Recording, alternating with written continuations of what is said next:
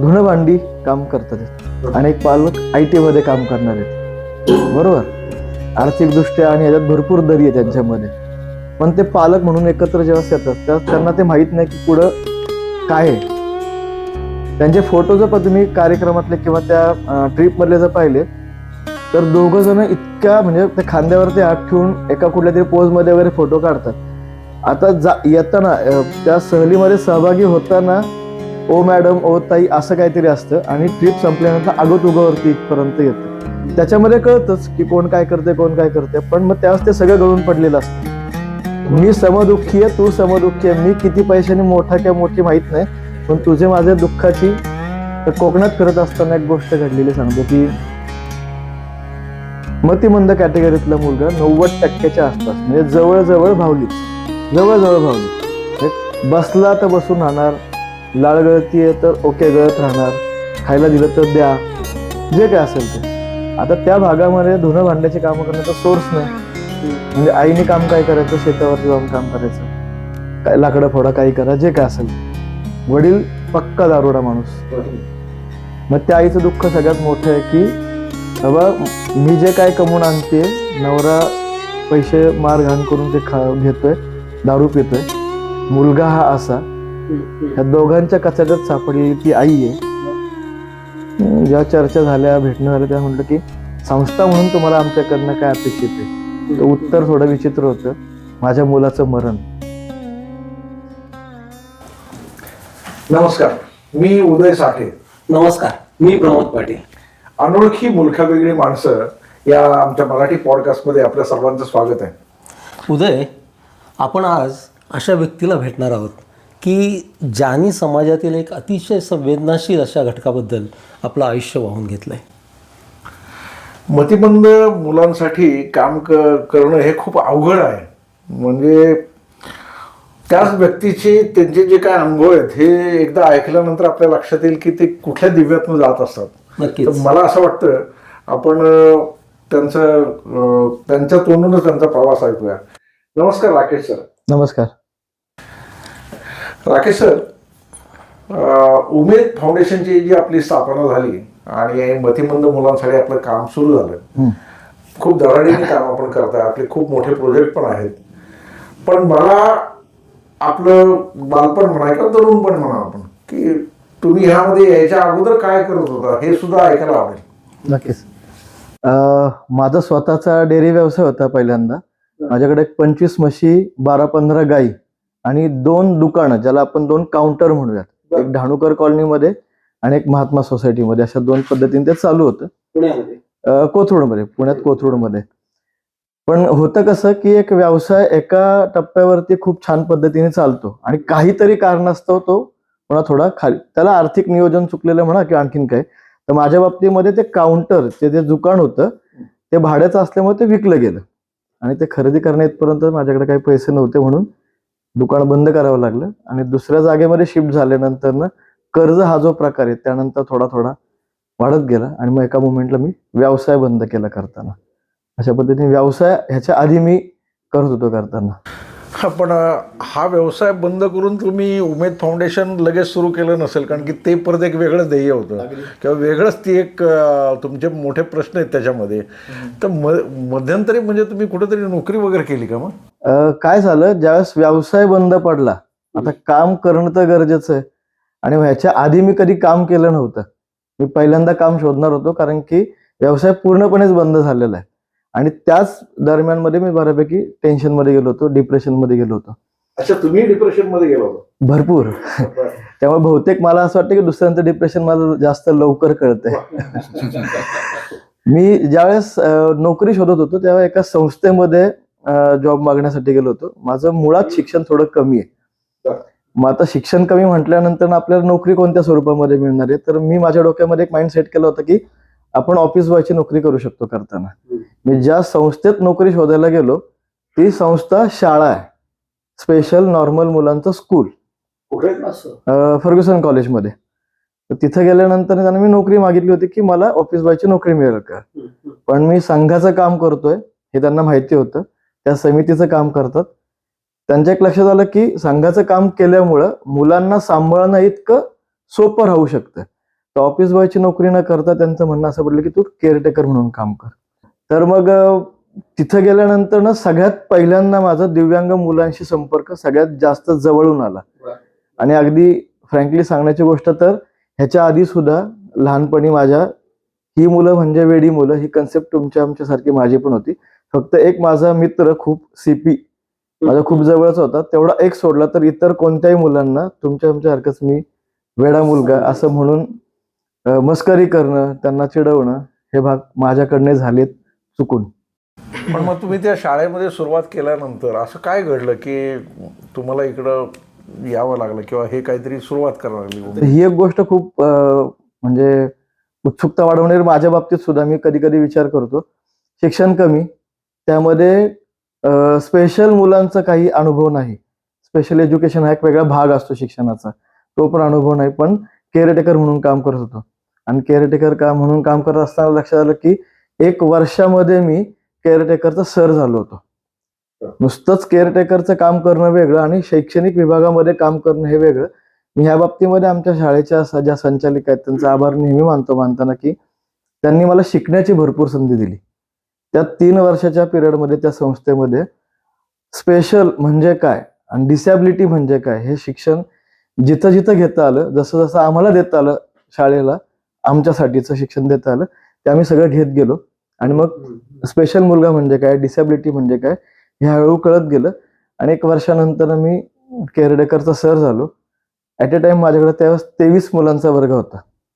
23 मुलं ज्यावेळेस आपण एकत्र समोर घेऊन बसतो, हे आता ऐकताना तुम्हाला जर थोडं वेगळं वाटेल की ठीक आहे ना, 23 मुलं घेऊन बसले इतकं काय मोठी गोष्ट आहे. पण ज्यावेळेस एक मुलगा शू करतो आणि ती शू तुमच्या पायापर्यंत येईपर्यंत त्याला कळालेलं नसतं आणि तुम्हाला कळालेलं नसतं की त्याने शू केलेली आहे. कोणतरी किंचाळा सुटलेला असतो, कोणाचं तरी नाक पार तोंडापर्यंत भात आलेलं असतं, सततची बडबड कोणतरी करत असतं. त्यावेळेस तुमचा बीपी हाय होतोच, तुम्ही कितीही नॉर्मल असाल तरी सुद्धा. 1-2-3 महिने तर माझा सतत बीपी हाय होत होता. मला कळत नव्हतं की नक्की चुकतंय काय. मग डॉक्टरांकडे गेलो. डॉक्टर म्हटले शोधून काढ की नक्की तुला टेन्शन कुठलं येतंय का वगैरे वगैरे अशा बऱ्याच गोष्टी. त्यावेळेस लक्षात आलं की आपण शांत माणूस, आपल्या डोक्यामध्ये वेगळे विचार चाललेले असतात, आपल्या अडचणी पण असतात. आणि जेव्हा सतत तुमच्या आजूबाजूला एखादा मुलगा गुणगुण गुणगुण करतोय किंवा एकच वाक्य सतत म्हणतोय, शू करतोय, शी करतोय, किंचाळत पळतोय, सुटतोय, त्यावेळेस तुमची काय कंडिशन झाली असं. त्या 1 वर्षभरामध्ये साधारणतः मला मग कळालं की पालकांच्या अडचणी किती असू शकतात. कारण की आपण फक्त 8 तास या मुलांमध्ये राहू शकत नाही, 24 तास राहणं म्हणजे काय असू शकतं. मग तिथून पुढे मग थोडं थोडं ह्या मुलांविषयी आणि पालकांविषयीच थोडीशी आपुलकी, मनापासूनची आपुलकी जी असती, भावना आपली तीव्र होती तशी वाढत गेली माझ्या हातात. तिथं काहीतरी शिबिर पण घेतलं होतं? शाळेचा नियम आहे की 10 ते 4 किंवा 8 ते 5 अशा पद्धतीत शाळा आणि नंतर बंद. पण शिबिर होतं दर महिन्यात, दर वर्षामध्ये उन्हाळी शिबिर. ते महिना असायचं. आणि थोडं मॅडमच्या पाठीमागं लागून मी ठरवलं होतं की 15 दिवसाचं निवासी शिबिर घेऊयात का. आता शाळेतल्या कोणत्याही पालकांना आपला मुलगा 10 वर्ष 12 वर्षाचा मुलगा बाहेर जाऊन राहणं एक कन्सेप्ट शक्यच नाही. सांभाळणार कोण, नातेवाईक नाही, शेजारचे नाही, कोणीच नाही.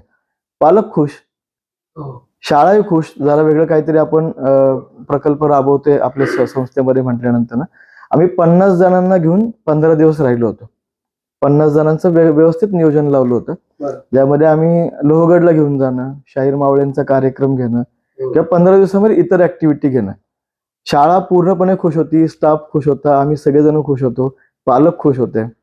पालक तिथं नव्हते? पालक नव्हते, पालक घरी होते. पण शेवटच्या दिवशी आम्ही काय केलं की 14 दिवस मुलांनी आमच्याकडचं जेवले, आमच्या हातचं जेवले. आता मुलांना पालकांच्या हातची पुन्हा एकदा चव द्यायची आहे. तर मातृहस्ते स भोजनम ह्या कन्सेप्ट खाली प्रत्येक पालकांनी आपल्या मुलाबरोबर 2 जणांचे डबे घेऊन यायचे. त्या दिवशी संध्याकाळी शाळेमध्ये स्वयंपाक झाला नाही. आणि मग सगळे पालक आपल्या मुलाबरोबर दुसऱ्या पण मुलांना भरवतात, दुःख वाटलं जाते. दुसरा पालक दुसऱ्या मुलांना भरवतोय, दुःख वाटलं जाते आणि बॉन्डिंग वाढते वाढताना. आणि ज्यावेळेस कार्यक्रम संपला आणि आता पालकांना मनोगत व्यक्त करण्याची वेळ आली त्यावेळेस एक पालक म्हणजे बरेच पालक बोलताना त्यातल्या एका पालकांचं मात्र मनोगत माझ्या कायम लक्षात राहील आजही किंवा पुढेही, की त्यांचा 13 वर्षाचा मुलगा 15 दिवस घेऊन आम्ही राहिलो इथं शाळेमध्ये, त्यांना 13 वर्षातली प्रायव्हर्सी मिळाली. आता हे सांगणारे पालक लेडीज आहेत, जेंट्स नाहीये. आणि हा इतका मोठा प्रश्न आहे की पालकांना बोलणंच तिथं भाग पडलं, कारण की त्यांना तो आनंद मिळालाय, जे समाधान पाहिजे ते मिळाले. म्हणजे पालकांना पालकांचा वेळ मिळतोय. आणि मग त्यानंतर लक्षात आलं की बहुतेक आपल्याला काम करणं थोड्या वेगळ्या अँगलनी गरजेचं दिसतंय. मुलांच्या तर काळजी घेणाऱ्या भरपूर संस्था आहेतच, पालकांची काळजी घेणं कुठेतरी गरजेचं वाटतंय. आणि हळूहळू मग ह्या गोष्टींकडे थोडंसं वळत गेलो मी.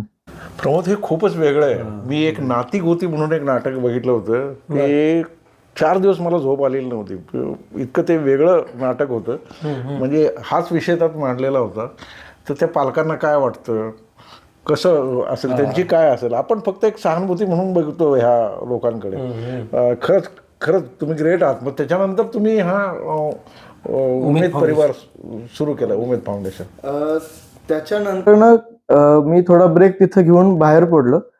आता लगेच संस्था वगैरे इथपर्यंत काय डोक्यामध्ये नव्हतं, कारण की आपण नोकरी करतोय, आपल्याला आपल्या मर्यादा माहिती आहेत की आपण ह्याच्या पुढे लगेच काही करू शकणार नाहीये.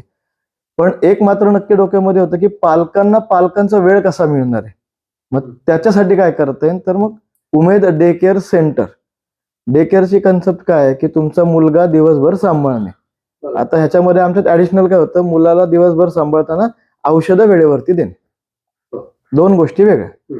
मग मुलांना सांभाळणं, खाणं पिणं त्याच्यामध्ये आलं, आणि औषधं देणं, ह्या 2च गोष्टी मी जर व्यवस्थित केल्या आणि सकाळी 7 ते संध्याकाळी 7 जर मी मुलाला सांभाळलं, तर त्या 12 तासामध्ये पालकांना पालकांचा वेळ मिळणार आहे. मग त्यांनी पिक्चरला जाऊ देत, फिरायला जाऊ देत, नाटकांना जाऊ देत, समारंभ अटेंड करू देत, असं एक साधारणतः कन्सेप्ट डोक्यामध्ये होती. आणि उमेद डे केअर सेंटर चालू झालं. साधारणतः घरोघरी पण जात होता का, म्हणजे ते उमेद सुरू व्हायच्या अगोदर असं काही करत? नाही, उमेद ज्यावेळेस आपण सुरू केलं डे केअर सेंटर 19 मध्ये चालू केलं, आणि 2-3 महिन्यानंतर साधारणतः कोरोना सुरू झाला. अरे बाबा. आता जे बॉन्डिंग परत 3-4 महिन्यामध्ये पालकांचं माझं वाढलं होतं, वाढताना ते कोरोनामध्ये काय झालं की मुलं हायपर होतात. आता साधी आपण सुद्धा कोरोनामध्ये खूप हायपर होत होतो, आपल्याला ते लक्षात येत नव्हतं, किंवा आलं तरी पण घरात भांडणं होणं, सतत एकमेकांचे चेहरे बघणं, तिथंच बसून राहणं, आपण हायपर होणार. ही मुलं मुळातच हायपर आहेत, आणि कोंडत वातावरणामध्ये ती जास्त हायपर होणार. मग मुलं घरामध्ये तोडफोड करणं. एका मुलाने 2-4 महिन्यापूर्वी टीव्ही घेतला होता पालकांनी, तर एक गोटी फेकून मारली, 52,000 टीव्ही पाण्यामध्ये. बरं, तर घरामध्ये थांबून थांबून चावणे आणि तोडफोड करणे किंवा अंगावर धावून जाणे, अशा भरपूर गोष्टी होत गेल्या. मग पालकांचे फोन आले की सर, तो तुमचं ऐकतोय, तर तुम्ही 15 मिनिटं येऊन जाल का. तर मग आपलं कुठेतरी गाडी चुकवत वगैरे आपण त्यांच्या पार्किंग पर्यंत जायचं, थोडासा डिस्टन्स ठेवून त्याला समजून सांगायचं, कधी टेरेसवर घेऊन जाणं, कधी पार्किंगला खेळवणं. 1-2 पालकांना बरं वाटलं, पण ते लगेच एकमेकांना फोन, सर आमच्या घरी येऊन गेले. मग दुसरा पालक, मग आमच्याकडे पण आहे. आता मग सतत चोरून जाणं पण मुश्किल होतं त्यावेळेस. संस्था नसताना माझ्याकडे अजून ते आयडी कार्ड तयार केलेलं, उमेद डे केअर सेंटरचं आयडी कार्ड तयार केलं, वरती माझाच फोटो लावला, खाली माझीच सही केली. आता पोलीस इतकं काय बघत नाही, पण अशा संस्थेतनं. आणि मग मुलगा हायपर झालाय, पोलीस म्हणते तर फोन लावून देणार आपण लावताना, पालक पण बोलणार. असं करून साधारणतः मी 8-10 महिने मग बऱ्याच पालकांच्या घरी जाऊन मदत करणे साहजिक आहे, कारण की जर मुलगा हायपर झाला तर एखाद्यातला इतकं जास्त हानी देऊ शकतो. माझे 4ही दात. कशामुळे? मुलगा हायपर झाला. म्हणजे काय झालं? हायपर झाल्यानंतर मुलांनी सरळ एखादी गोष्ट मारली ना, आपल्या जर दात तुटणं किंवा आपल्याला इजा झाली, तर आपण एक वेळेस म्हणू की अरे ठीक आहे भरपूर, पण त्याची एनर्जी किती असेल बघा. त्यांनी फुटबॉल भिंतीवर मारला, आणि तो भिंतीवरचा फुटबॉल माझ्या तोंडावरती आला. म्हणजे ती एनर्जी इतकी आहे. आणि पालकांची वय झालेली असतात, मानसिकरित्या जास्तीत जास्त खचलेले असतात. आपल्याकडनं जर थोडीफार मदत होत असेल तर आपण करूयात का, त्या भावनेने. मग प्रमोद, करोनामध्ये बाकीच्या घटकांचं काय होत असेल का, ह्याच्यावरती आपण बऱ्याच वेळाला विचार झाला, काय झाला, पण ह्या लोकांच्या मध्ये काय घडत असेल, काय कधीच डोक्यात आलं डोक्यात नव्हतं आलं. ह्या निमित्ताने ते प्रेक्षकांसमोर सुद्धा आलं. बरोबर. राकेश सर, तुम्ही उमेद फाउंडेशनची स्थापना केली, त्याचं मुख्य उद्देश किंवा ध्येय काय आहे, किंवा तुम्ही काय ठोस बदल तुम्हाला असं वाटतं की आपण दिव्यांग मुलांच्या बाबतीत करू इच्छितो यातून? मला तर असं वाटतं उमेद हे नाव कसं आलं. तो तर खूप असा वेगळाच किस्सा आहे. म्हणतो ना, ज्यावेळेस माझ्या डोक्यामध्ये असं काही संस्था वगैरे असा विषय नव्हता आणि काहीतरी चालू करायचं हे ठरल्यानंतरनं, की मुलांचं डे केअर सेंटर हे ठरल्यानंतरनं जागा शोध मोहीम चालू होती, की आता जागा शोधली पाहिजे ना, की या ठिकाणी आपण हे चालूया. एका गाडीवरती उमेद नुसतं वाचलं होतं, ते कुठेतरी डोक्यामध्ये सहज होतं. आता मी म्हणू शकतो की उमेद वाढवणं वगैरे असं काही खरं नव्हतं, पण योगायोग इतका चांगला की नाव पण इतकं छान बघितलं गेलं, तेच डोक्यामध्ये फिट झालं आणि उमेद म्हणून खरं तर आपल्या संस्थेला आपण नाव देऊ विचार करतो तसं. हा, म्हणजे असं स्पेसिफिक बसून आपण काय ठरवलं नव्हतं की अरे आपण जर काम करायचं झालं उमेद नाव असं काही देऊ. छान. नंतर मग काहीतरी ठरवलं असेल काय करायचं ते, मग म्हणजे आपलं ध्येय किंवा काय असं. जसं मगाशी म्हटलं तसं की पालकांचा वेळ मिळाला पाहिजे म्हणून तर उमेद डे केअर संस्था किंवा डे केअर सेंटर सुरू झालं जाताना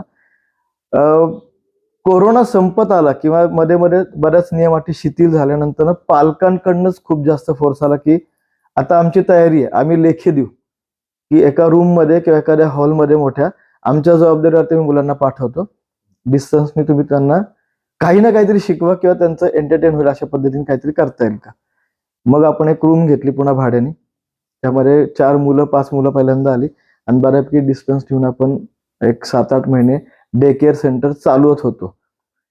पण पुन्हा तोच प्रश्न की ह्याचं मूळ कारण काय, आपण का म्हणून चालू केलंय, तर पालकांना वेळ मिळाला पाहिजे. मुलांपासून पालक तितके लांब राहतात इतका, तर थोडेफार पुन्हा तोच की संध्याकाळी घरी जाणार आहे. बरं, दिवसभर आपल्याकडे काही ना काहीतरी ऍक्टिव्हिटी किरकोळ प्रमाणामध्ये, कारण ते डे केअर सेंटर होतं फक्त. मग पालकांचा सपोर्ट घेऊन त्याचं आपण ऍक्टिव्हिटी सेंटर केलं. बरं, चालू केलंच तेव्हा मी एकटा होतो. त्याच्यानंतर माझ्या बरोबर लीना देवरे नावाच्या आमच्या आता ट्रस्टी मेंबर आहेत त्या आल्या. त्यांच्याबरोबर आता सुनीता मालतुमकर म्हणून ज्या ट्रस्टी मेंबर आहेत त्या आल्या. दोघं तिघं जण आम्ही वाढत गेलो, पण मुलांची संख्या पण वाढतीये. मग आम्ही पालकांना इन्व्हॉल्व करत गेलो त्याच्यामध्ये. ट्रस्ट स्थापन केलं. ट्रस्ट स्थापन करायला 1 वर्ष गेलं, आणि तोपर्यंत हे काय डोक्यात नव्हतंच ऍक्च्युअली, ट्रस्ट वगैरे इथपर्यंत आपण काय काम करू का किंवा जायचं का, फक्त पालकांवर काम करायचं इतकं डोक्यामध्ये. ट्रस्ट कधी करायचं ठरलं, कोरोना काळामध्ये सगळ्यांचीच आर्थिक परिस्थिती बिकट होती, पालक सुद्धा पैसे देऊ शकत नव्हते, माहिती आपल्याला. बरं, सदन घरातले पालक थोडी पुंजी देऊ शकतात, पण ज्यांची आर्थिक परिस्थिती नाही असे पालक देणार कुठनं पैसे, घरकाम नाही, कुठं जायचं नाही, खाण्याचेच वांदे होते. मग अशा पालकांकडनं फी घेणार नाही आपण घेताना, मग चालवायचं कसं. मग डोनेशन हा विषय माहिती होता, पण डोनेशन म्हणजे ट्रस्ट आली. मग 1 वर्षानंतर आपण ट्रस्ट वगैरे हा विषय चालू केला. तोपर्यंत उमेद परिवार फाउंडेशन स्थापन केलं, त्याचं कामकाज सुरू झालं आणि काही वर्षानंतर मी असं ऐकलं की बालक पालक प्रकल्प सुरू झाला. नक्की काय आहे तुमच्या सतत बोलण्यामध्ये पालकांची मानसिकता तुम्ही समजून घेताय असं येत आहे, त्याच्याशीच निगडीत आहे काय? अगदी. च्या आधी 1-1.5 वर्ष आम्ही मुलांचं निवासी चालू केलं. त्याला पण एक घटना पालकांचीच खरं तर कारणीभूत ठरली. एक पालक आहेत ज्यांच्या बहिणीच्या लग्नासाठी त्यांना बाहेर पडायचं होतं, पण 8-9 वर्षामध्ये ह्या मुलामुळे त्यांना कुठेच बाहेर पडता आलेलं नाहीये. मग त्यांनी एकदा मागणी केली की सर, एक 3 दिवसाकरता माझा मुलगा आपण इथं आपल्या शाळेमध्ये कोणी सांभाळू शकतं का केअरटेकर म्हणून. तर मी त्यांना त्यांचे आगाऊ पैसे देताना, म्हणजे आपल्या संस्थेची जी काही फी आहे डे केअरची, त्या व्यतिरिक्त जर कोण इथं राहिलं तर मी त्यांना ते पैसे पे करताना. तर तशी आपल्याकडे मॅनपॉवर पण नव्हती. मग आम्ही जरा एकत्र बसलो, मी त्यांना म्हटलं की आपण, माझे जे काही सहकारी त्यांना आपण म्हटलं की आपण एक जर 3 दिवसाचा निवासी वर्ग घेतला तर, म्हणजे एका मुलासाठी आम्ही निवासी वर्ग घेतला पहिल्यांदा. म्हणजे पालकांनी 3 दिवसांनी गुजरातला मजा केली, आनंद घेतला, बहिणीचं लग्न होतं, 3 दिवसांनी ते आले, त्यांना बरं वाटलं. आता आमच्या डोक्यात ते चालू झालं ना पुन्हा की 3 दिवस जर आपण घेतलंय आणि पालकांना वेळ मिळतोय, तर इतरांसारखा आपण सुद्धा निवासी प्रकल्प चालू करू शकतो का. पण एक नक्की आहे सर की ज्या नवीन प्रकल्प उमेदने चालू केले त्याच्या आधी पूर्ण चाचपणी करूनच चालू केलेले आहेत, आणि देवकृपेने आजपर्यंत एक जे कोणते प्रकल्प किंवा जे काय आम्ही नियोजन केलं ते बंद पडलेलं नाहीये. यश आलं. कारण की त्याच्या आधी बऱ्यापैकी आम्ही नियोजन करूनच काम करतो. त्याचं उदाहरण म्हणजे काय, तर आम्ही निवासी प्रकल्प सुरू केला, तो सुद्धा सोमवार ते शुक्रवार या तत्वावर चालू केला. शनिवार रविवार मुलगा घरी जाणार. कारण का, की आम्हाला पण लक्षात यायला पाहिजे की आम्ही मुलांना कायम सांभाळू शकतोय का. नाही तर चालू करायचं, कोणाच्या तरी अपेक्षा वाढवायच्या आणि एकदम हातवर करायचे की आम्हाला होत नाही, बंद करा. तर ते बरोबर नाही. तर वर्षभर आम्ही पूर्णपणे सोमवार ते शुक्रवार असं चालवलं. शनिवार रविवार मुलं घरी गेली, आम्हाला पण 2 दिवसाचा आराम मिळाला आणि मग हळूहळू लक्षात आलं की आपण मुलांनाही सांभाळू शकतोय, त्या रचनेमध्ये आपण काम करू शकतोय. मग एका वर्षानंतर आम्ही पूर्ण वेळ निवासी चालू केलं. आता कोथरूडमध्ये म्हणजे पूर्ण वेळ निवासी चालू केलं का मग बालक पालक प्रकल्प पण कोथरूडमध्येच आहे का? त्याला लागून मग असं झालं की 1 वर्ष झालं पूर्ण आणि जस्ट आपल्या संस्थेचा वर्धापन दिन असतो, त्यात पण विशेष आहे आमचं की आम्ही वर्धापन दिनाला नुसताच वाढदिवस साजरा करत नाही संस्थेचा. तर आम्ही 3 प्रेरणा पुरस्कार देतो जे पालकांसाठी असतात आणि 2 किंवा 3 आम्ही सेवा पुरस्कार देतो की जे समाजातील सज्जन शक्ती आहे, जी आम्हाला मदत करते, आम्ही ज्यांच्या जोरावरती उभो आहोत, अशा सज्जन शक्तींचा आम्हाला काहीतरी आभार मानायचे आहेत, ज्यांना आम्ही सेवा पुरस्कार देत असतो. तर असे काही पालक आम्ही शोधतो की ज्यांनी आपल्या मुलांसाठी पूर्ण आयुष्य वाहून घेतलेले. मग त्यांचा जर आपण सत्कार केला सगळ्यांसमोर, त्यांची जर कहाणी सांगितली, गोष्ट सांगितली, तर इतर पालकांना त्यांच्याकडनं काही ना काहीतरी प्रेरणा मिळणार आहे. म्हणून त्याला आम्ही प्रेरणा पुरस्कार म्हणतो.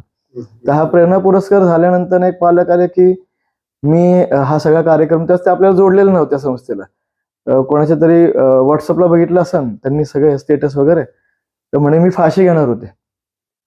फाशी घेणार होते पण नाही, कारण कोरोनामध्ये वडील गेले, म्हणजे त्यांचे मिस्टर गेले, मुलगा हा असा, आणि त्यांना माइल्ड अटॅक येऊन गेलेला आहे. तर त्यांचं म्हणणं की मी फाशी घेणार होते, पण हे सगळं बघितलं की ज्याच्यामध्ये पालक जास्त इन्व्हॉल्व आहे कार्यक्रमामध्ये, म्हणून तुमच्याशी बोलायला म्हणून थांबले. आणि रात्री 11:15 वाजता त्यांनी मला फोन केला आणि 12:30 पर्यंत आम्ही फोनवरती बोलत होतो. त्यांना खूप एकतर त्या मानसिकरित्या खचलेले आहेत. मुळात पहिल्या गोष्ट त्यांना अटॅक येऊन गेलेला आहे आणि त्याच्या आधी त्यांचा 1 वर्षभरापूर्वी नवरा गेलेला आहे आणि घरामध्ये दिव्यांग मुलगा आहे. आता अशा कंडिशनला काय करणार, तर ते सतत म्हणतात की ज्यावेळेस मी झोपते त्यावेळेस मी पंख्याकडे बघते. कित्येक वेळा असं झालं की मुठ्ठे आणि पंख्याला दोरी लावायचा प्रयत्न करते, ओढणी, पण काही माहित नाही पाठीमागे येते. त्या दिवशी तसंच झालं, त्यांनी ते व्हिडिओ बघितले आणि ते थांबल्या.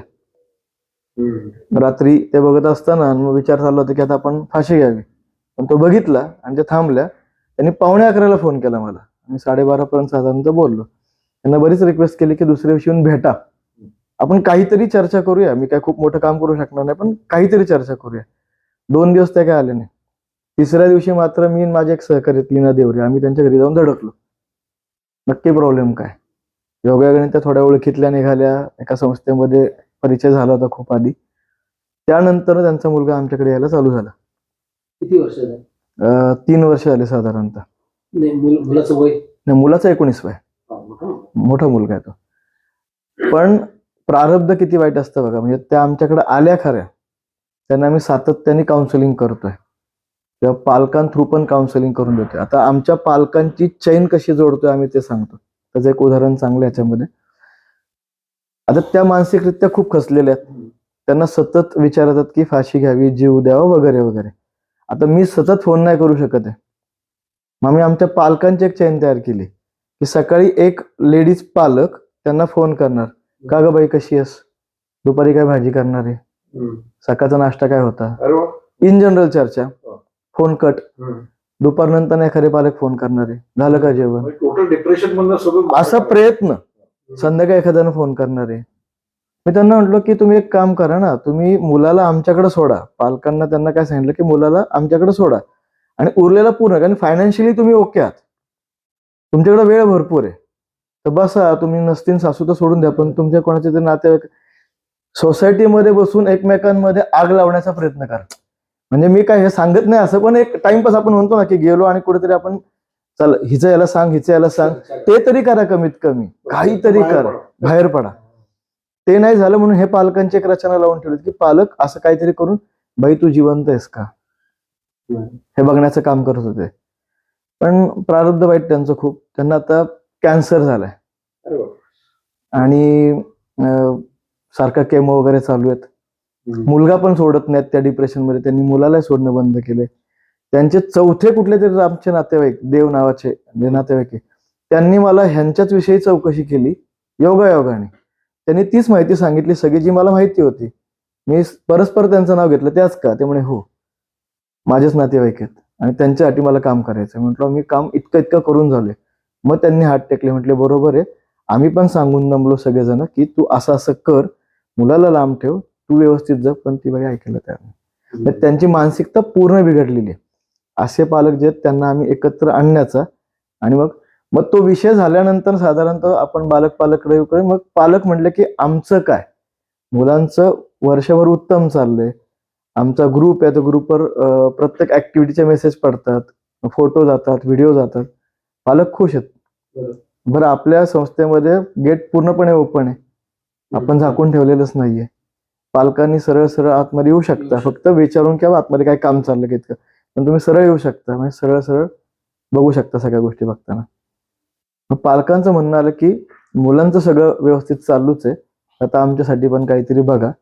मग त्यावेळेस ही गोष्ट तयार झाली की बालक पालक प्रकल्प काहीतरी करता येईल का एकत्र. तेव्हा असा बीपी म्हणजे बालक पालक असा विषय काही डोक्यात नव्हता, पण पालकांसाठी काम करूयात का. संस्थेच्या बाहेर जाऊन आपण काम केलंय. आपल्या संस्थेच्या व्यतिरिक्त पुण्यातनं जवळजवळ 7-8 संस्थेतल्या पालक एकत्र करून आपण 80 ते 90 पालक एकत्र करून आपण 2 वेळा बैठका घेतल्या बाबतीमध्ये की जर उमेद फाउंडेशननी बालक पालक प्रकल्प चालू केला तर तुम्हाला संस्थेकडनं अपेक्षित काय. बरं, आता माझं वय ते नाही, माझ्या घरामध्ये असा कोणता मुलगा नाही, म्हणजे तुमचा अनुभव माझ्याकडं नाही, माझ्याकडे काम करण्याची ताकद आहे, माझ्याकडं देवकृपेने चांगली माणसं आहेत, सहकारी आहेत की आम्ही त्या जोरावरती काम करू. पण विषय कोणता पाहिजे, कोणत्या विषयावरती काम केलं पाहिजे हे तुम्ही सांगणं अपेक्षित आहे आम्हाला. अशा 2 मोठ्या बैठका झाल्यानंतर लक्षात आलं की आपण काय काम करायचंय. मग त्याला नाव देण्यात आलं बालक पालक प्रकल्प, आणि मग तिथनं पुढे आपण बालक पालक प्रकल्प सुरू केला. मला वाटतं अशी संकल्पना प्रथमच यांनी मांडलेली दिसते. पूर्ण महाराष्ट्रामध्ये पहिलाच प्रकल्प आहे आपला बालक पालक प्रकल्प. कालपर्यंत आम्ही म्हणायला थोडंसं घाबरत होतो, कारण की वाटलं होतं की कोणीतरी काम करत असणार आहे. पण आता रत्नागिरी, कोल्हापूर किंवा इतर कुठल्या शहरांमध्ये फिरल्यानंतर लक्षात येते, आणि नुसतं शहरात नाही, शहरातल्या शाळेंमध्ये गेल्यानंतर लक्षात येते की त्या शाळेतल्या कोणत्याच पालकांना किंवा संस्थांना पण बालक आणि पालक एकत्र राबवणारी एकही संस्था माहिती नाही. पण हा प्रकल्प काही वेगळी जागा घेतली, तिथं सुरू केला, सुरू व्हायचा आहे काय, नक्की काय? 2 वर्ष झाले आम्ही 6 पालक एकत्र घेऊन राहतोय बालक पालक प्रकल्पाच्या अंतर्गत. आता जसं बालक पालक प्रकल्प करायचं ठरलं संस्थेने, एन्क्वायरी वाढत गेल्या माउथ टू माउथ. त्यावेळेस लक्षात आलं की पालकांच्या अडचणी भरपूरच आहेत, आणि 6 रूमच्या बंगल्यामध्ये जो भाड्याचा बंगला ऍक्च्युली, त्याच्यामध्ये आपण पालकांना घेऊन राहू नाही शकत निवासी कायमचं. मग त्यासाठी आमची एक वेगळी बैठक झाली की आता आपल्याला आपली जागा घेणं गरजेचं आहे. मग त्यावेळेस मात्र आम्ही पौड किंवा त्या तत्सम भागामध्ये मुळशी तालुक्यामध्ये आम्ही जागा शोधायला सुरू केलं की आपल्याला जागा मिळतीये का. बरं, मिळली तर त्याचे पैसे कसे उभे राहणार आहे, हा पण मोठा भाग होता त्याच्यामध्ये, सगळ्यात मोठा प्रश्न होता. आणि अशा ठिकाणी जागा अपेक्षित आहे की जिथं दवाखाना, माणसांची वस्ती किंवा साधारणतः भाजी मंडई वगैरे अशा सगळ्या गोष्टी आणि वाहतूक व्यवस्था व्यवस्थित असावी, असा भाग बघणं गरजेचं होतं. आणि मग त्यातून आम्हाला पौडच्या एसटी स्टँडच्या अलीकडं साई स्पर्श नावाने एक स्कीम आहे एनए प्लॉटची, ती आम्हाला दिसली. तिथं आम्ही जागा घेतली. किती जागा घेतली? आता 11 गुंठ्यांची जागा आहे आपल्या तिथं. 11 गुंठे. 2 वर्षापूर्वी जागा घेतली. मागच्या 1 भरापूर्वी आम्ही बांधकाम सुरू केलं आणि आजच्या 1 वर्षात बरोबर आमचं बांधकाम कम्प्लीट झालेलं आहे. 75 लाखाची जागा घेतली आम्ही समाजातील जी जिवंत मनाची माणसं आहेत त्यांच्या जोरावरती, आणि 2.5 कोटीचं बांधकाम आम्ही करतोय समाजातील जिवंत मनाच्या माणसांच्या जोरावरती. आणि चंद्रकांतदादा पाटील म्हणून जे आपल्या भागाचे आमदार आहेत, जे संघाचे स्वयंसेवक आहेत, त्यांच्या सहकार्यातून आपण बऱ्यापैकी तुम्हाला साथ दिली म्हणून हा तर नक्की, अगदी नक्की. पूर्ण अवस्थेत आलं ना तो? आता पूर्ण आहे. पुढच्या महिन्यात म्हणजे फेब्रुवारीच्या साधारणतः 2ऱ्या आठवड्यामध्ये आपण त्या प्रकल्पाचं ओपनिंग करतोय. आता बालक पालक प्रकल्प काय चालेल ना? बालक पालक प्रकल्प नेमका काय ते मी थोडं सांगण्याचा प्रयत्न करतो. म्हणजे आता महाराष्ट्रामध्ये पुण्यामध्ये दिव्यांग मुलांना सांभाळणाऱ्या भरपूर संस्था आहेत, 100च्या वर संस्था आहेत. त्या मुलांचं डे केअरचं काम करतात, निवासीचं काम करतात. सेम आपणही तेच करतोय करताना. फक्त आपलं एक पाऊल पुढचं म्हणजे आपण बालक आणि पालक एकत्र घेऊन राहण्याचं काम करतोय. बरं, आता ह्याच्यामध्ये अडचण काय? सदन घरातले पालक पैसे देऊन राहतील, कारण की आता जो प्रकल्प आपण बांधलाय तो जरी समाजातून येणाऱ्या पैशावरती बांधला असणार, तो हत्ती उभा झालाय, चालू आता त्याला सांभाळणं गरजेचं आहे. म्हणजे शेवटी पैसा हा प्रश्न आहे, रनिंग कॉस्ट तर पाहिजे. नक्कीच. मग आता त्यावेळेस होणार काय की आपल्याला पैसे तिथे गरज लागणार आहे. म्हणजे मग सदन घरातल्या पालकांकडनं आपण त्याची फी तर घेणार आहे. मग ती मुलांची असू देत किंवा पालकांची असू देत, बालकाची किंवा पालकाची, दोघांची आपण फी तर नक्कीच घेणार घेताना. मग सगळ्यांनीच फक्त सदन घरातल्या पालकांसाठीच काम करायचं का? असा एक प्रकल्प उभा राहायचा प्रयत्न झाला, मे बी तो बंद पडला. ज्याच्यामध्ये 30-35 लाख रुपये पर हेड पालकांकडनं घेऊन जागा घेण्यात आला वगैरे वगैरे, असा काहीतरी तो प्रकल्प आहे. मला पण नीटचं माहित नाही, पण असा एक प्रकल्प उभा राहण्याचा प्रयत्न झाला. काही कारणास्तव तो थांबलाय. तो चालेल पुढे उत्तम प्रकारे, प्रश्न नाही. पण सगळ्यांनीच फक्त पैशासाठी जर काम केलं किंवा पैसेवाल्या पालकांसाठी काम केलं तर मग ज्यांची आर्थिक परिस्थिती व्यवस्थित नाही अशा पालकांनी काय करायचं? तर त्याचा मध्य आपण काढण्याचा प्रयत्न केला. सदन घरातले पालक आपल्याकडे पैसे देऊन राहतील आणि ज्यांची आर्थिक परिस्थिती आपल्याकडे नाहीच आहे, म्हणजे पैसे देण्याची नाहीच आहे, असे पालक आपल्याकडं आपला सहकारी म्हणून काम करतील. मग जर शिक्षण असेल तर शिक्षक म्हणून काम करा, शिक्षण असेल तर केअरटेकर म्हणून काम करा, अगदीच काय तर स्वयंपाकाचं काम करा, माळी काम करा, पण संस्था तुम्हाला तुमचा पगार पे करणार, ज्याला आपण मानधन म्हणतो. प्रमोद यांनी रोजगार सुद्धा व्यक्त निर्माण केला थोडक्यात. म्हणजे चांगले विजन चांगलं झालं. काम करणाऱ्याला असं नाही वाटलं पाहिजे की आमच्या अडचणीचा फायदा फक्त संस्था घेते आणि आम्हाला राहायला देते. मुलं काय काम करतात का? हा, मुलं आहेत ती करतात. अगदी अगदी. त्याच्यामध्ये कॅटेगरी बऱ्यापैकी आहेत. आता बॉर्डर लाईनची एक कॅटेगरी असते की ज्या मुलांना आपण धर इथं किंवा इथं असं नाही मोजू शकणार मोजताना, त्यांना कळतंय सुद्धा आणि काही गोष्टींमध्ये कळत पण नाही, अशी बॉर्डर लाईनची मुलं पण आपल्याकडे बऱ्यापैकी आहेत. तर ती मात्र व्यवस्थित पद्धतीने काम करू शकतात. दुसरा एक भाग येतो की ज्याच्यामध्ये भरपूर काम करण्याची गरजच आहे, अगदी टॉयलेट ट्रेन पासून दैनंदिन व्यवहार शिकवण्यापर्यंतच. आणि तिसरी कॅटेगरी आपल्याकडे येताना 60च्या पुढे किंवा 55च्या पुढे, 50च्या पुढे तुम्ही त्यांना शिकवू शकत नाही. दैनंदिन व्यवहार आता शिकण्याच्या त्या मनस्थितीत नाहीयेत. मग आता त्यांच्या आयुष्याची संध्याकाळ सुरू आहे इनडायरेक्टली. मग त्यांना काय अपेक्षित आहे? त्यांना गाणी ऐकायला आवडतात का? गाणी ऐकवा. त्यांना आता शुगर झालेले कितीतरी पेशंट आपल्याकडे आहेत, पालक मुलं आहेत, बीपी असणारे कितीतरी आपल्याकडे मुलं आहेत. मग त्यांना अपेक्षित काय? व्यायाम करणं अपेक्षित आहे. मग ते व्यायाम त्यांच्याकडनं करून घेता येईल का? अशा काय पद्धती 3 कॅटेगरीमध्ये आता आपल्याकडे काम चालतं. आणि त्यातल्या त्यात जी बॉर्डर लाईनची मुलं आहेत त्यांच्याकडनं आपण व्यवहाराशी निगडीत काहीतरी तयार करणे आणि ते विक्रीला लावणे, अशा पद्धतीने व्यवहार ज्ञान आपण त्यांना शिकवण्याचा प्रयत्न करतो. या निमित्ताने आम्ही प्रेक्षकांना विनंती करू की तुम्ही या बालक पालक प्रकल्पाला भेट द्या आणि शक्यतो त्यांना जी काय आर्थिक मदत करता येईल ती नक्की करा. किंवा तुम्हाला म्हणजे तन मन धन असं म्हणतो, स्वयंसेवक म्हणून सुद्धा समयदान हे पैशापेक्षा सगळ्यात मोठं दान आम्ही म्हणताना तुमचा वेळ जर मिळाला, काय असं आमचे चेहरे रोजचे बघून पण मुलं कंटाळलेली असतात, नवीन जर कोणी आलं भेटायला तर ते आणखीन खुश होतात. समयदान पण देणं तितकंच गरजेचं आहे. आणि त्या भावनेतून नंतर तुम्हाला असं वाटलं की प्रकल्प उत्तम काम करतोय, आर्थिक पण मदत करू शकतो. तिथं किती मुलं बालक पालक राहू शकतील? आता आपण जो नवीन प्रकल्प बांधला तिथं 80 बालक आणि पालक एकत्र राहू शकतो. नाही, त्याच्यामध्ये रचना काय केली, खालचा जो भाग आहे तो पूर्णपणे मुलांसाठीच आहे आणि वरचा जो भाग आहे तो सगळ्या पालकांसाठीच आहे. त्याला लिफ्टची व्यवस्था केलेली आहे. बालक पालक जर एकत्र असेल तरी पालकांनी मुलांच्या संपर्कात सहजासहजी येऊ नये. पण असं पण राहावं की माझ्या नजरेसमोर मुलगा आहे. कधी पालकांना असं वाटलं की मला 2 दिवस बाहेर जायचंय, तर त्यांनी दुसऱ्या रोडनी त्यांच्या परस्पर बाहेर गेलं तरी हरकत नाही, पुणे येऊन तुम्ही ते थांबवू शकता. बरं, त्याच्यामध्ये कायमच पालकांनी राहा अशी पण काही सक्ती नाहीये. मला जर वाटलं की मी आता आजारी पडलोय, मला मेडिकल केअरची गरज आहे, अशा मोमेंटला पालकांनी आमच्या इथे येऊन राहावं. 2 दिवस 4 दिवस आम्ही त्यांची मेडिकल केअर घेऊ. त्यांना बरं वाटलं त्यांनी घरी निघून जावं.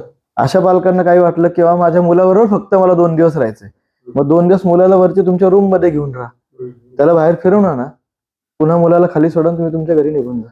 डॉक्टर पण जोडलेले आहेत तुमच्या? आता 3 डॉक्टर आपल्याला जोडलेत. आपण प्रयत्न करतोय होमिओपॅथी आणि ॲलोपॅथी बाजूला ठेवून होमिओपॅथी आणि आयुर्वेदिक गोष्ट बघण्याची, पण सध्या जास्त करून ॲलोपॅथी स्वयंसेवक म्हणून आहेत का? स्वयंसेवक म्हणून. अरे वा. Hello sir. तुम्ही निवासी आणि डे केअर हे दोन्ही आपल्या इथं आहे. तर त्यामध्ये कुठल्या ऍक्टिव्हिटी आपण घेतो की आणि 18 वर्षावरील समजा मुलं आहेत त्यांच्या कुठल्या ऍक्टिव्हिटी त्यामध्ये सामील असतात? डे केअर विभागामध्ये आपलं सकाळचं स्ट्रक्चर तुम्हाला एक साधारणतः सांगतो काय क्रम असतो. तो 10 ते 1 ह्या वेळामध्ये पहिल्यांदा असेंब्ली होती. म्हणजे आम्ही शाळेचं स्ट्रक्चर लावले त्यासाठी. या मुलांना पण शाळेचं फील येणं अपेक्षित आहे. आपण कुठेतरी आलोय आणि काहीतरी करतोय असं नाही, त्यांना ते कळतं. आम्ही शाळाच म्हणतो. म्हणजे आमचे निरोप जाताना पण आमच्या ग्रुपवरती शाळा म्हणूनच जातात. उद्या शाळेला सुट्टी आहे, उद्या शाळेमध्ये अमुक अमुक आहे. पालकही खुश की मुलगा शाळेत जातोय, डे केअर म्हणण्याची गरज नाही. पण डे केअर तत्वावरतीच आपलं सगळं चालतं. तर 10 ते 1 ह्या वेळामध्ये पहिला सगळा भाग असेंब्ली झाल्यानंतर, प्रार्थना झाल्यानंतर शैक्षणिक विभाग म्हणून आमचा चालतो. आता यांचं शिक्षण कसं चालवणार तुम्ही चालवताना, तर आम्ही आमचं काही थोडं शोधून काढले. बालक, पालक आणि आम्ही आम्ही 3 जण बसून एकत्र बसून आम्ही शोधून काढले की काय काय असतं. आता बॉर्डर लाईनच्या मुलांना आपल्याला शिक्षण देणं गरजेचं आहे, व्यवहार ज्ञान देणं गरजेचं आहे त्यांना. मग 2 पैसे जोपर्यंत प्रत्यक्ष हातात तुम्ही देत नाही आणि त्यांना दुकानामध्ये पाठवत नाही, ते शिक्षण होणार नाहीये.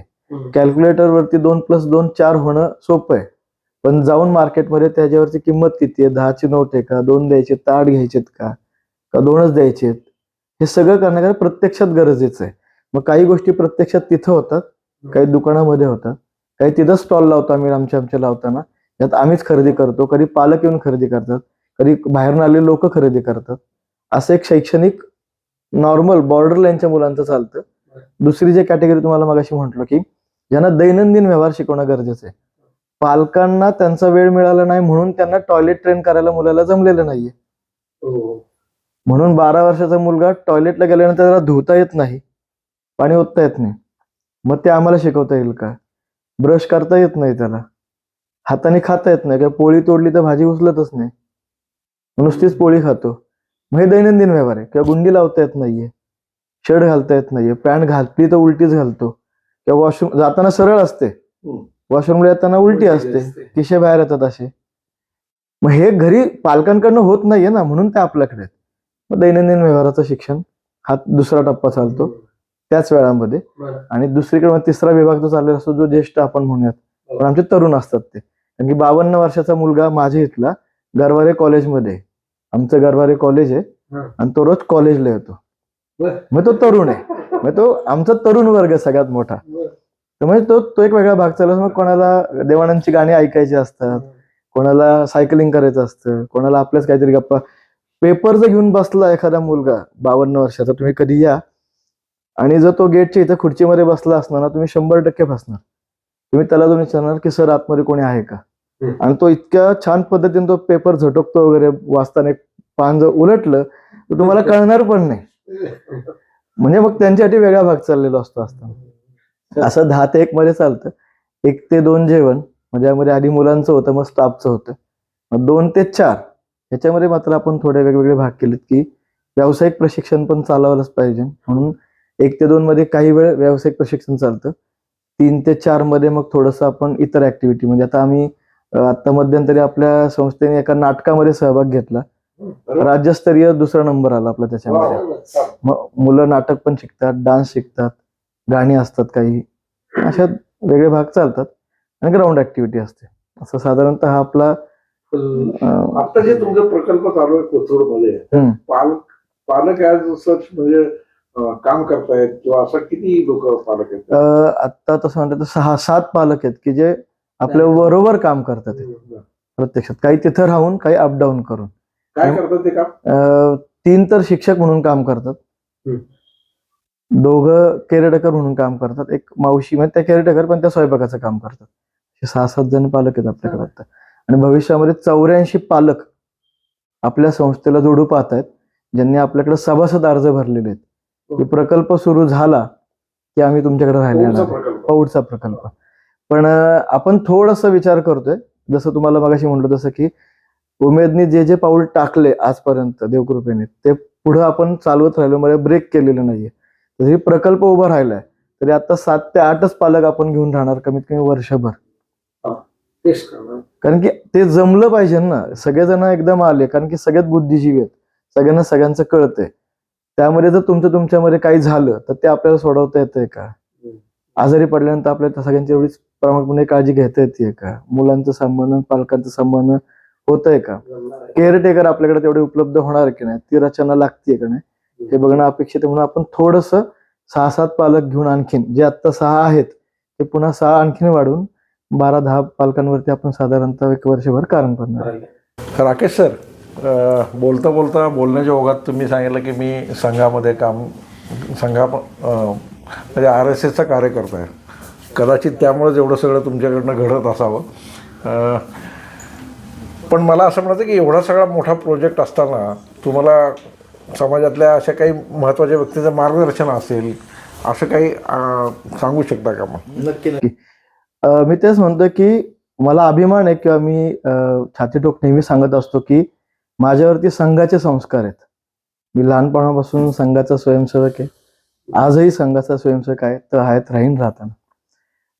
काय होतं, चांगलं काम करत असताना तुम्हाला योग्य मार्गदर्शनाची नेहमी गरज राहते. मी अनुभव सांगतो, व्यवसाय करत असताना मला मार्गदर्शन मिळालं नाही किंवा मी मागायला गेलो नसेल, त्यास बहुतेक की मी करू शकतो ही जास्त भावना माझ्या मनामध्ये असेल, मी कोणाकडे गेलोही नसेल मागायला. त्याचा परिणाम असेल की आणखीन काय, नियोजन चुकलं आणि व्यवसाय बंद पडला आणि ती गाडी इथे येऊन थांबली थांबताना. पण आता ते वैयक्तिक काम होतं माझं. आता मी समाजातून मिळणाऱ्या पैशावरती एखादी जर गोष्ट चालवतोय तर समाजाचा पैसा वाया पण जाता कामा नये. म्हणजे आपल्याला मार्गदर्शन घेणं गरजेचं आहे. इथं काय आपण कमीपणा समजून घेऊन चालणार पण नाही. कमीपणाचा प्रश्न येत नाही, आपल्याला माहितीच नाहीये. जसं देवकृपेने सगळ्यांना पैसे व्यवस्थित मिळतात, ते आनंदी असतात वगैरे वगैरे, काय मी माझ्या बाबतीमध्ये नेहमी सांगतो की मला माणसं खूप चांगली जोडली जातात नेहमीच. आतापर्यंत नेहमीच गेलेली, आत्ताही जातात. हा प्रकल्प किंवा हे संस्था सुरू झाल्यानंतर डे 1 पासून जसं मी चालू केलं, माझे सहकारी मला एक एक करून जोडले गेले. हा झाला संस्था अंतर्गत चालवण्याचा भाग, ज्याच्यामध्ये आता आम्ही एकत्र काम करतोय. पण संस्था म्हणून काम करत असताना आपल्याला समाजात पण जाणं अपेक्षित राहतं. हे माहिती नव्हतं, फक्त काम करणं एवढंच फक्त माहिती होतं. जयंतराव पारखींचं मी नाव खूप मनापासून घेऊन घेताना की संस्थेच्या 2ऱ्या वर्धापन दिनाच्या दिवशी ते योगायोगाने संस्थेमध्ये आले. कुठल्या तरी ग्रुपवरती त्यांना संस्थेच्या 2ऱ्या वर्धापन दिनानिमित्त माहिती मिळाली. ते संघाचे ज्येष्ठ स्वयंसेवक आहेत, त्यांच्याकडे आता आपल्या भागामध्ये एक चांगली सेवा विभागाची जबाबदारी पण आहे. ते पहिल्यांदा आले, त्यांनी कार्यक्रम अटेंड केला, बघितला आणि गेले. नंबर घेतला होता. 2 दिवसांनी त्यांचा फोन आला की मला तुमची वेळ पाहिजे, अशीच मुलाखत वगैरे घ्यायची आहे. म्हटलं मुलाखत वगैरे खूप मोठी गोष्ट आहे, पण मी संस्थेची माहिती सांगेल तुम्हाला. त्यांनी मुलाखत राहू देत म्हटले बाजूला, आपण फक्त गप्पा मारूया. ते गप्पा मारायला आले, त्यांनी माहिती घेतली, संस्थेची माहिती घेतली. त्यास बालक पालक प्रकल्प नव्हता पण. मग त्यांनी माहिती घेऊन लेख लिहिला. तो लेख खोटं वाटेल जवळजवळ महाराष्ट्रभर फिरला, कारण संघाचे स्वयंसेवक आहेत. ह्या ग्रुपवर त्या ग्रुपवर करता करता मला आता संभाजीनगर असेल, सांगली, कोल्हापूर, ठाणे, मुंबई, पुण्यातून इतके फोन आले त्या पिरियड मध्ये की खूप छान काम करताय, तरुण वयामध्ये करताय, आमच्याकडनं काय मदत करू का? ट्रस्ट रजिस्टर नव्हती, तुमच्या जीपे वरती पैसे पाठवतो. आणि ज्यावेळेस 1500 मोठी रक्कम होती, 10-10 हजार रुपये लोकांनी जीपे वरती पाठवून दिले होते देताना. हा सगळ्यात मोठा सपोर्ट झाला संस्थेसाठी. मग कुठेतरी वाटलं की बाबा लोक विश्वास ठेवतात, आपलं काम जर आवडतंय तर रचनेत यायला आपल्याला आता गरजेचं आहे. मग तिथून पुढे संस्था रजिस्टर वगैरे वगैरे सगळ्या नियम आणि गोष्टी आम्ही अगदी 4-5 महिन्यामध्ये चालू केल्या. तसं जयंतराव पारखे असतील, सीमाताई दापके ज्या लायन्सच्या मेंबर आहेत, सेवा सदनमध्ये त्यांनी 35 वर्ष नोकरी केलेली आहे, त्यांचं मार्गदर्शन आहे. आणि प्रतिभाताई केंजळे ज्यांची स्वतःची संस्था आहे, 84 सालापासूनची, महाराष्ट्रातील ग्रामीण भागातील पहिली अनुदानित संस्था त्यांची आहे. पण आपली एक संस्था असताना पण दुसऱ्या संस्थेला मदत करणारं एक व्यक्तिमत्व म्हणजे प्रतिभाताई केंजळे. म्हणजे डे वन ज्यावेळेस त्यांना भेटलो त्यावेळेस त्यांनी जे मार्गदर्शन चालू केले आजपर्यंत चालू आहे. पहिल्या भेटीमध्ये अगदी किचन फिरून दाखवणं, निवासी प्रकल्प कसा दाखवणं, शाळा कशी आहे ते दाखवणं आणि काही मदत लागली तर मी आहे असं म्हणणं खूप मोठी गोष्ट आहे. संघातून भरपूर मोठी मोठी लोक आहेत. सुहासराव हिरेमठ असतील, विनायकराव डंबीर असतील, उमाताई जोशी आहेत. भरपूर नावं भरपूर अशी खूप आहेत की ज्यांचे मार्गदर्शन मला वेळोवेळी मिळतंय. स्नेहालयाचा पण काय संबंध? स्नेहालयाचा एक विषय की गिरीश दादा, गिरीश दादांचा माझा संपर्क असाच एका कार्यक्रमामध्ये झाला. मी असंच संस्थेची माहिती सांगत होतो, त्यावेळेस पुरस्कार त्यांच्याकडनं मिळाला होता. दादांच्याच हस्तेमध्ये किंवा उपस्थितीत तो पुरस्कार मिळाला होता. त्यांनी जवळ घेऊन ती गोष्ट मला खूप आपुलकीने विचारली की अरे तू इतक्या करुणात करतोय वगैरे वगैरे, असं तसं भेटूया वगैरे. दुसऱ्या वर्षी आम्ही त्यांना वर्धापन दिनाला आमच्या बोलवणार होतो, पण दादांचं त्यावेळेस काहीतरी बाहेर काम होतं, ते आले नाही. पण ह्या मागच्या वर्षी ते आले. पण त्याच्यामध्ये त्यांचं मग पुस्तक वाचणं किंवा त्यांची माहिती घेणं खूप दादांविषयी मला की कोणीतरी इतकं धडाडीने काम करते ना आपल्याला त्यांच्याकडनं काहीतरी शिकण्यासारखं आहे. त्यांच्या संस्थेला मी जाऊन भेट दिली होती किंवा त्यांना भेटलो होते तिथं. इतक्या आपुलकीने सांगणारी माणसं असतात. माझं एक उदाहरण म्हणून सांगतो मी की आपण जे काम करतोय ना ह्याच्यामध्ये बरीच लोक याला व्यवसाय समजतात. माझं दुकान आहे, हे तुमचं दुकान आहे, हे तुमचं दुकान आहे आणि माझ्या दुकानातलं गिऱ्हाईक तुमच्याकडे येता कामा नये किंवा तुमचं दुकानातलं कसं माझ्याकडे येईल. अशा पद्धतीने जे काम करण्याची रचना चाललेली आहे मी खूप जवळनं पाहिली आहे. ही माहिती न देणं, आता समजा मी तुमच्याकडे आलो आणि विचारलं की मी अमुक अमुक प्रकल्पाचं काम करतोय की मी असं काम करण्याचा प्रयत्न करतोय, मला थोडं मार्गदर्शन द्या. तुम्हाला एक कप भर चहा मिळतो आणि 5व्या मिनिटाला तुम्हाला नमस्कार करून, कारण पाठीमागची भीती ती आहे की तुम्हाला एकदम तुम्ही जर हे आमच्यासारखं काम केलं तर आमचं गिऱ्हाईक जाईल. पण गिरीश दादा एक त्याला मोठा अपवाद आहे की इतक्या प्रेमाने, आणि मी म्हणतो की नियोजन कसं असावं तर गिरीश दादांसारखं असावं. भयानक नियोजन करून काम करणारे व्यक्ती होते आणि मी किती शिकता येईल, किती बघता येईल आणि कोणती अडचण आहे तर पहिल्यांदा त्यांना आम्ही फोन करण्याचा प्रयत्न करतो. कितीही व्यस्त असतात कामामध्ये तरी पण उत्तर देतात, सांगतात आणि त्यांचं बोलण्याची एक पद्धत आहे ना ती जबरदस्त आहे. म्हणजे पहिल्याच भेटीमध्ये खांद्यावरती हात टाकून आपुलकीने जे बोलतात ना की तुम्ही न सांगणाऱ्या गोष्टी पण त्यांच्यासमोर सांगू शकाल. अशी भरपूर लोक आहेत की ज्यांच्यामुळे खरं हे काम आपण करू शकतो. राकेश सर, तुमच्या संस्थेमध्ये 18 वर्षाच्या पुढं मुलं आणि मुली सुद्धा असतील. संस्थेमध्ये डे केअरला मुली आहेत पण निवासाला मुली नाहीयेत. पण तरी पण ज्यावेळी डे केअरला असतात त्यावेळी वयात आल्यानंतर काही समस्या असतात, त्याला कधी तुम्हाला काही सामोरं जावं लागलं का? नक्कीच. कसं होतं, वेगळाच विषय आहे, खूप वेगळा विषय आहे आणि बरं आलं तुम्ही हा प्रश्न विचारला ऍक्च्युली. आणि लोकांपर्यंत हे जाणं खूप जास्त गरजेचं आहे. म्हणजे मुलं सांभाळताना येणाऱ्या अडचणीतला सगळ्यात मोठा भाग काय असेल तर हा जो तुम्ही प्रश्न विचारताय तो. वयामध्ये येत आहेत, मूड चेंज होत राहतात आणि सेक्स ही सगळ्यात मोठी भावना आहे जी इथं असते ऍक्च्युली. आणि ती एनर्जी आहे, ती जोपर्यंत बाहेर पडणार नाही, डायव्हर्ट होणार नाही तोपर्यंत समोरची व्यक्ती शांत नाही. आधीच ऑटिझम, मूड स्विंग होणार आणि त्याच्यामध्ये ही भावना, तर तो मुलगा तिप्पट हायपर होणार आहे. त्याच्या मनाविरुद्ध झालं की तो मारणार, किंचाळणार, चावणार, तोडफोड करणार. त्याच्यामध्ये कोणाचा तरी जीव पण जाऊ शकतो किंवा आणखीन वेगळं काहीतरी घडू शकतं. मग आता ह्याच्या बाबतीमध्ये काय करायचं, ह्याच्यावर डॉक्टर काम करतायत, संस्था म्हणून आपण काम करत असतो, जास्तीत जास्त शारीरिक दमन वगैरे. आता त्यातले कसं होतं ना की ही भावना निर्माण झाली की कृती तर गरजेची आहे. आपण नॉर्मल माणसं ती कृती करतो, ती झाकली जाते, यांना ते कळत नाही. मग ते मात्र त्यांच्यातून होतं की मग कुठेतरी त्या गोष्टीशी खेळत बसणं, कधी कधी कोणाचं लक्ष नसेल तर पॅन्ट काढणं, अशा गोष्टी त्या सतत होत असतात. आता ज्यांना कळतं, समजा जी बॉर्डर लाईनची मुलं आहेत त्यांना ते कळतंय की असं काहीतरी केलं तर बरं वाटतंय, मग त्यांना मात्र तुम्हाला सांगावं लागतं की हे करा, अमुक अमुक ठिकाणी जाऊन ते करायचं असतं, ते इतक्याच वेळा करायचं असतं. सेक्स एज्युकेशनचा हा एक पार्ट आहे. फक्त आपण तितकं ओपन न सांगता त्यांच्या त्यांच्या लेवलनी त्यांच्या त्यांच्या भाषेमध्ये त्यांना सांगू शकतो का, आणि आम्ही ते सांगतोय. त्यांनी ती मुलं शांत होतात आणि भावना व्यक्त होती. त्यातून जे वेगळं काही घडू नये ते घडायला त्यातल्या त्यात पायबंद राहू शकतो राहतो. मुलींनाही ठेवत नाही. आणि तर ती सगळ्यात मोठी भीती आहे की मुलं आणि मुली एकत्र नसावे. म्हणून आम्ही जरी काम करायचं म्हटलो बालक पालक प्रकल्पाच्या अंतर्गत, जर पालक राहिले तर मुली राहणार, नाहीतर फक्त मुलांचं. आपण सगळंच काम नाही करू शकत, आपण एकाच कुठल्या तरी विशेष भागावरती काम करूया, आम्ही मुलांवरती काम करणार. सर तुम्ही एवढं चांगलं काम करताय तर समाज तुम्हाला सांभाळतोय, नक्कीच तुम्हाला चांगले पुरस्कार पण मिळाले असतील, आम्हाला ऐकायला आवडेल त्याच्याबद्दल. मी खरं तर पुरस्कार हे कौतुक आमच्या पूर्ण टीमचं असं म्हणताना म्हणतो, पण त्यामध्ये किती पुरस्कार मिळाल्यापेक्षा सगळ्यात मोठा पुरस्कार जो कायम राहील माझ्या मनामध्ये, बाबा आमटेंच्या नावाने मिळालेला पुरस्कार आहे, की ज्यांना आम्ही आमचं श्रद्धास्थान म्हणा, ज्यांच्याकडे बघून आम्ही शिकतोय म्हणू, की त्यांच्या काही गोष्टी घडल्यात त्या ऐकल्यानंतर त्यातून प्रेरणा आम्हाला मिळालेली, आणि असं वाटतं की त्या लेवलचं काम करणं आपण गरजेचं आहे.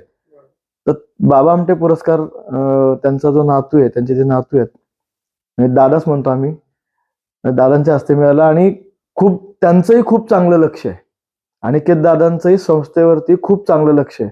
कनेक्ट आहे अगदी अगदी अगदी म्हणजे अनिकेत दादांचं कधी कधी जर स्टेटसला लाईक आलं ना, तर मग एकदम भरून येतं की अरे अनिकेत दादा आपल्याला बघतात.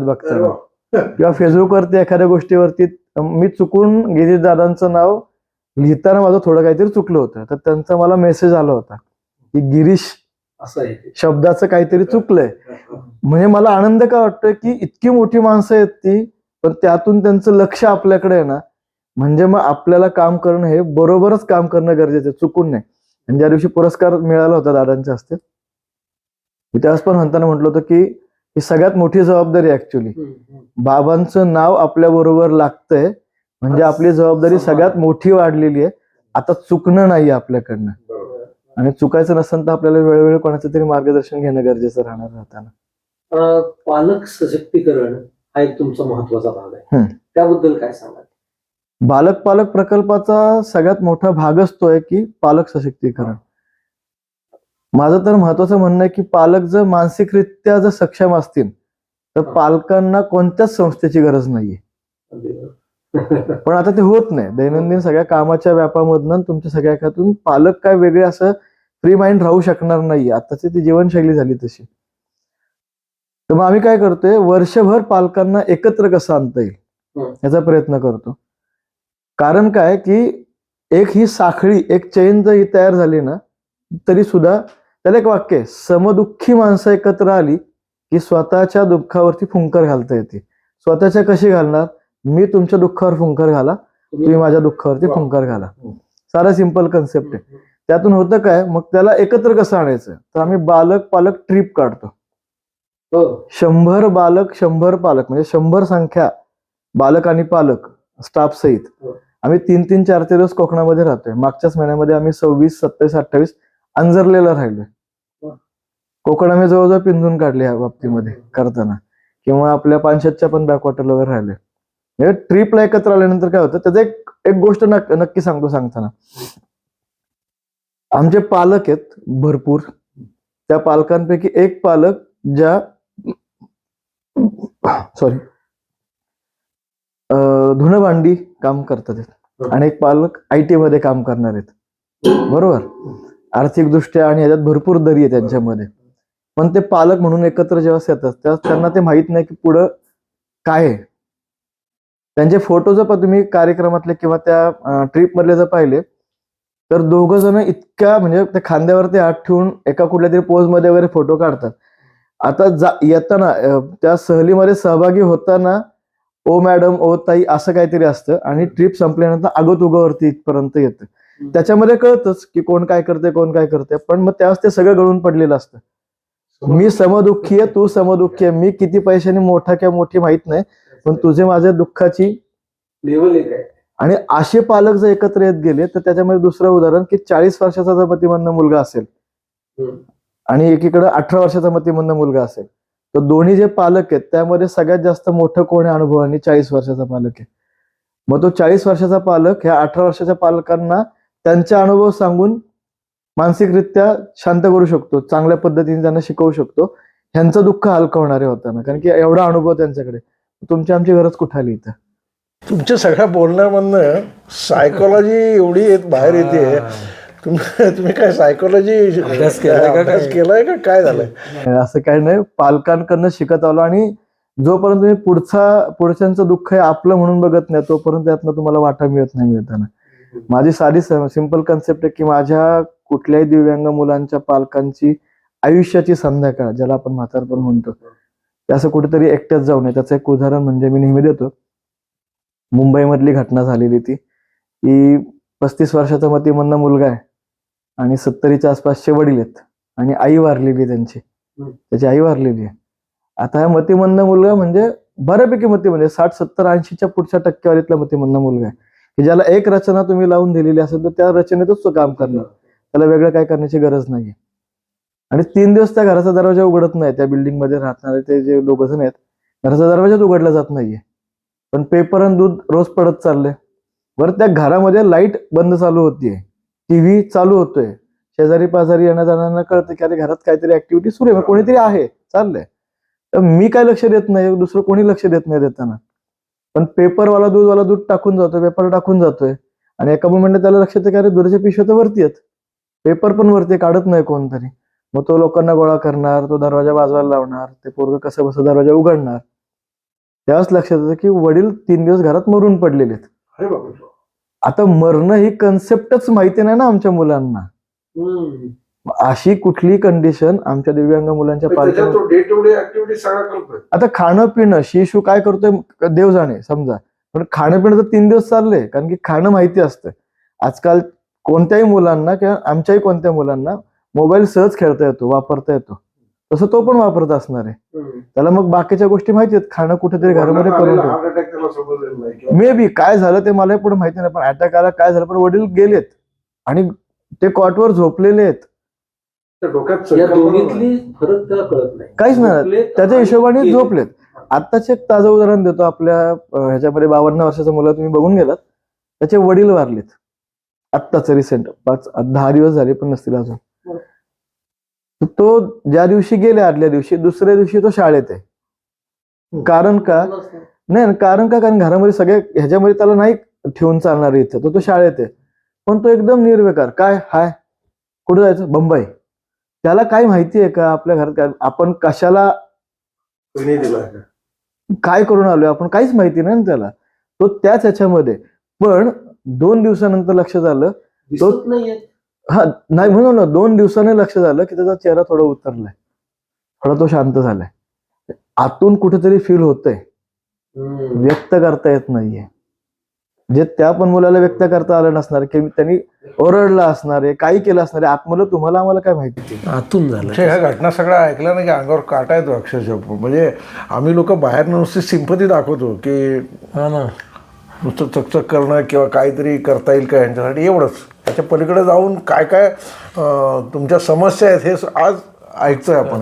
ह्या सगळ्या पालकांच्या ज्या गोष्टी मी नेहमी ऐकतो, त्यांची मनोगत ऐकतो किंवा ते रडतात. म्हणजे मला कधी कधी मला सुद्धा असं वाटतं की आपलं वय ते काय, पण आपल्या समोर एक लेडीज जेवढा सडासा रडते आणि सांगते की बाबा आता मुलगा धावून अंगावरती आला, कशासाठी धावून अंगावरती आला, त्याचं कारण वेगळं आहे. तो काय सहज धावून नाही आला. किंवा मी समोर पाहिलेल्या अशा काही गोष्टी आहेत की मुलगा उठून जाऊन आईची पप्पी घेतोय, आई झोपलेली असताना.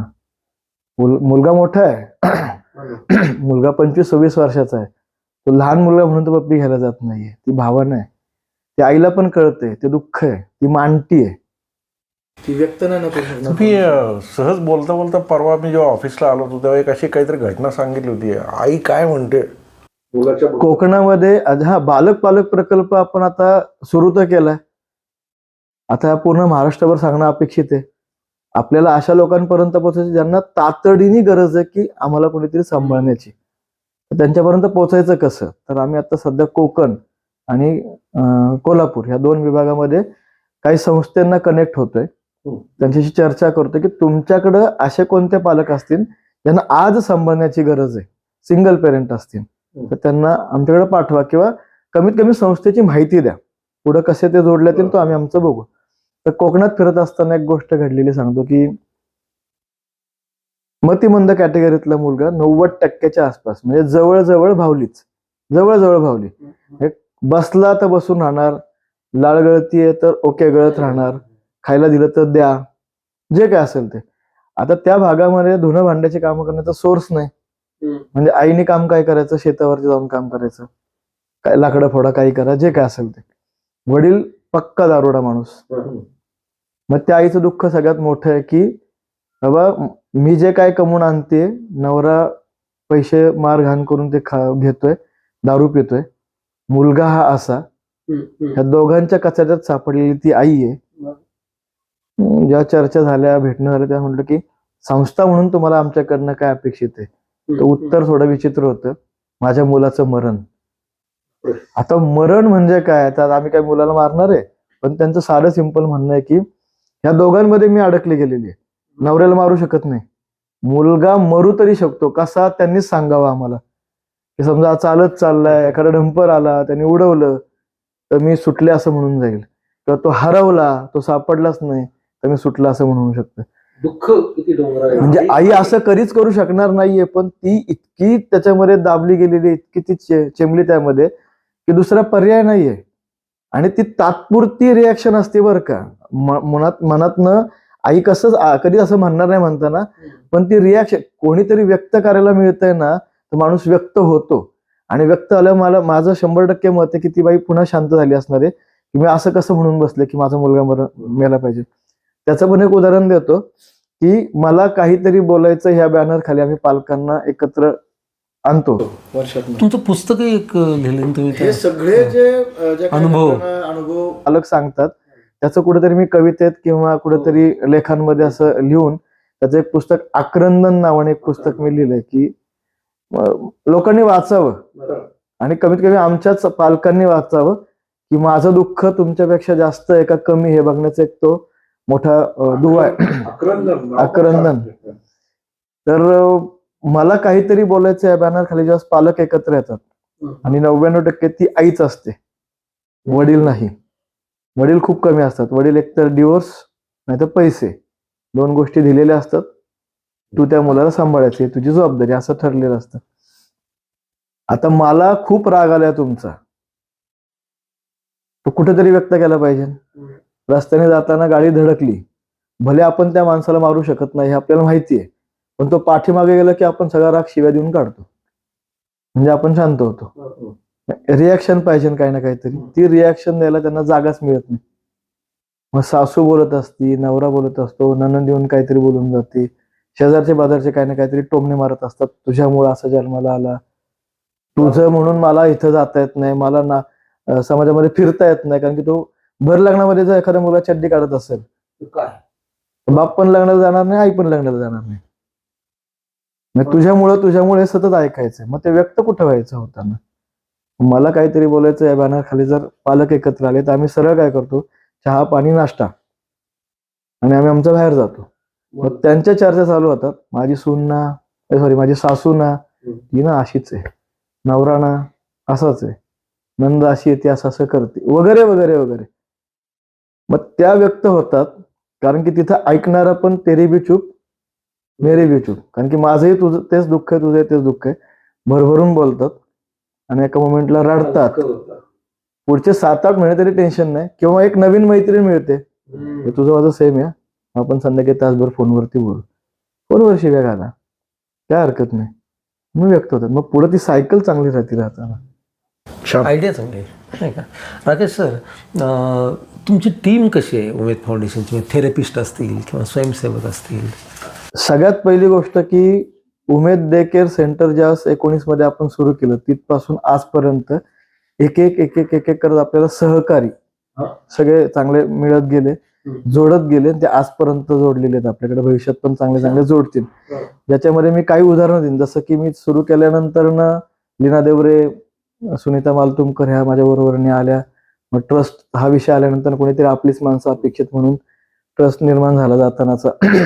पालक वर्ग आपल्याला खूप चांगल्या पद्धतीने जोडले गेलेला आहे, टीमचाच भाग आहे. आम्ही पहिले 3 जे आमचे वर्धापन दिन केले, हे पालकांनी पूर्णपणे अरेंज केले आणि आम्ही फक्त हाताची घडी घालून उभं होतो.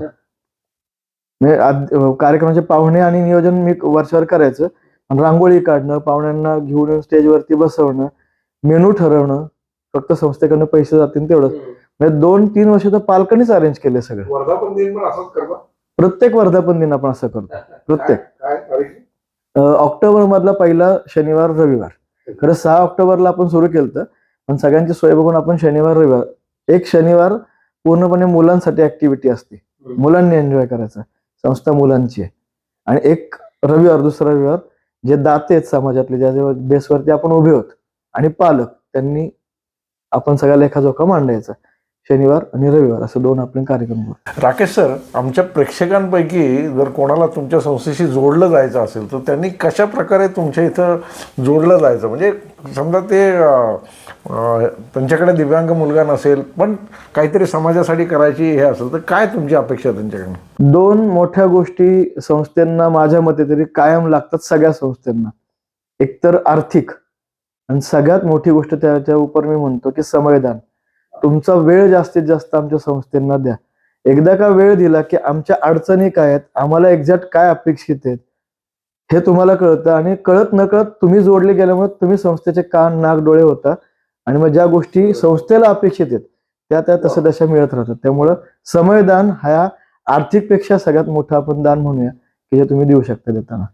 तुमचं पुढील पुढच्या काही वर्षाचं काय विजन आहे, म्हणजे तुमचं, आणि तुमच्या पुढचा काय विस्तार कसा करणार? जसं आपण म्हणतो की बालक पालक प्रकल्प हा महाराष्ट्रातला पहिला प्रकल्प आहे आपल्या संस्थेचा, आणि त्याचं काम आपण आता गेले 3 वर्ष करतोय, आता मोठ्या प्रमाणामध्ये चालू करू. तर एक साधं सिंपल गणित आहे की इतक्या मोठ्या लोक सहभागातून जर आपण एवढी मोठी वास्तू उभी करतोय, त्याचा वापर किंवा त्या सेवेचा लाभ ह्या ज्यांना गरजेचं त्यांनी घेणंच गरजेचं आहे.